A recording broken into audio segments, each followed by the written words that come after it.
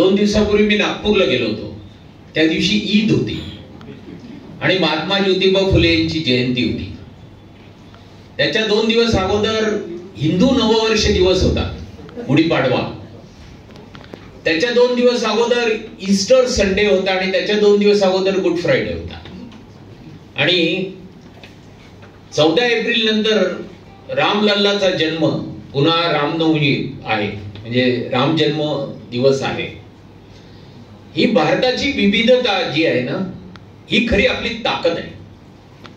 आणि या ताकदीच्या जोरावर हा देश, हा लोक आले आणि गेले, पण आपलं अखंडत्व टिकवून ठेवू शकला आणि सगळ्यांना बरोबर घेऊन पुढे जाऊ शकला.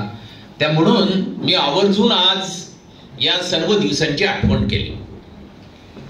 12व्या द्विपक्षीय कराराबद्दल आता माझ्या 2 सहकाऱ्यांनी तुमच्या पुढे बऱ्याच गोष्टी सांगितल्या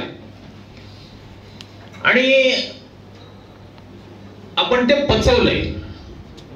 खरं म्हणजे कौतुक याचं वाटतं की सर्वसामान्यतः मध्यमवर्गीय माणूस पचवल्यानंतर ढेकर देतो आणि मग तिकडे वळून पण बघत नाही.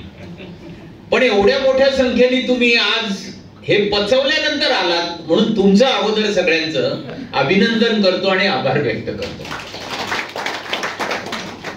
बायपाटेटनी काय दिलं?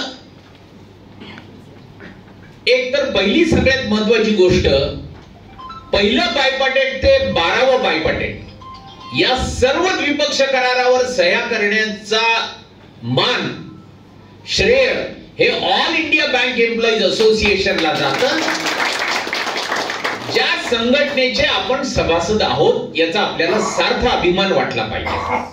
आता हे बायपाटेट झाल्यानंतर आपल्यातल्या काही लोकांनी हळूच एक प्रश्न विचारला, का पण LIC ला आपल्यापेक्षा जास्त मिळतं ना?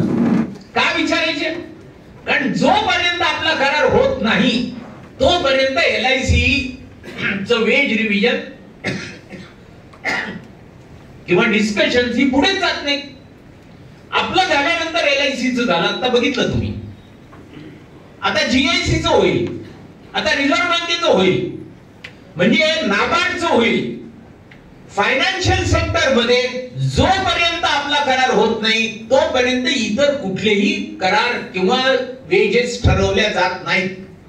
म्हणजे आपण रोड आखतो, रस्ता आपण तयार करतो, या रस्त्यावरून या सगळ्या संघटना चालतात आणि मग जसं मुलगा वडिलांच्या खांद्यावर बसतो आणि म्हणतो, बाबा बघ तुझ्यापेक्षा मी मोठा झालो, तसं एक ऍडिशनल इन्क्रीमेंट रिझर्व्ह बँक घेतो आणि सांगतं, बघा आम्ही तुमच्यापेक्षा जास्त मिळवलं.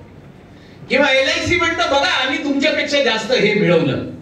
त्यामुळे आपण हे लक्षात घेतलं पाहिजे की 12व्या द्विपक्षीय करारामध्ये जवळजवळ 4 लाख अवॉर्ड स्टाफला आपण फायदा मिळवून दिला, 4 लाख बँक अधिकाऱ्यांना फायदा मिळवून दिला. रिवाइज करत असताना मी आता सहज एकदा पुणे युनियन ऑफिस मध्ये बसलो होतो, तेव्हा सगळ्या नवीन मुलांना बोलवलं. कुणी 8 वर्षाचे होते, कुणी 10 वर्षाचे होते, कुणी 12 वर्ष सर्व्हिस झालेले होते. त्यांना मी विचारत होतो, तुमचा काय रेट लागला तेव्हा बेसिक किती होता, त्यावेळी पगार किती मिळत होता? 5,000 6,000 पगार मिळत होता. आणि आता किती पगार मिळतो ते आकडे बघितले तर त्यांनाच विस्मयचकित करणारे होते. मला 2010 मध्ये जेव्हा लास्ट ड्युटीज माझ्या ठरवल्या गेल्या त्यावेळी माझा बेसिक पे हा 900 रुपये होता. 900 म्हणजे 3ऱ्या स्टेजचा मी सांगतोय, पहिल्या स्टेजचा सांगत नाही. आणि आज माझा बेसिक पे 3ऱ्या स्टेजचा हा 27,000 रुपये वाढले. त्या तुलनेमध्ये ड्युटीज पॉवर्स, आता मॅक्सी सांगत होता ड्युटीज वाढल्या, काय पॉवर वाढली, तर त्या प्रमाणात पॉवर वाढल्या का? वाढल्या नाही. बँकर्सना अवॉर्ड स्टाफ हा नकोच आहे. आता पण तुम्ही बघा बँकेमध्ये स्वीपर्स, केडर औषधाला शिल्लक नाहीये. हा केडर जवळजवळ बँकिंग इंडस्ट्री मधून अदृश्य होतोय. सबस्टाफ, माझ्याकडे रत्नागिरी सिटी ब्रांचला 10 सबस्टाफच्या मागे एक हवालदार, 11वा सबस्टाफ हवालदार म्हणून काम करायचा होता. नवीन एम्प्लॉईला जर सांगितलं की बँकेमध्ये एखाद्या ब्रांच मध्ये 10 सबस्टाफ होते तर विश्वासच बसणार नाही त्यांचा. एवढे सबस्टाफ कसे काय असू शकतात? होते. आज सबस्टाफ कुठे बघायला मिळतात? 30 क्लर्कची उप आते. काही वर्षांपूर्वी 3 क्लार्क मागे 1 ऑफिसर होता, मग 2 मागे 1 झाला, 1 मागे 1 झाला, आणि आता पाऊंड क्लार्क मागे 1 ऑफिसर आहे. एवढं व्यस्त प्रमाण झालेलं आहे. हे प्रमाण का झालं? टेक्नॉलॉजिकल चेंजेसमुळे झालं. तसं अल्टरनेटिव्ह डिलिव्हरी चॅनल्स जे निघाले त्याच्यामुळे पण झालं. रिझर्व्ह बँकेच्या वेबसाईटवर जाऊन तुम्ही आकडेवारी तपासून बघितली तर तुम्हाला असं लक्षात येईल की बँकिंगच्या एकूण होणाऱ्या ट्रान्झॅक्शन पैकी 80% ट्रान्झॅक्शन ही अल्टरनेटिव्ह डिलिव्हरी चॅनल थ्रू होतात. म्हणजे काय?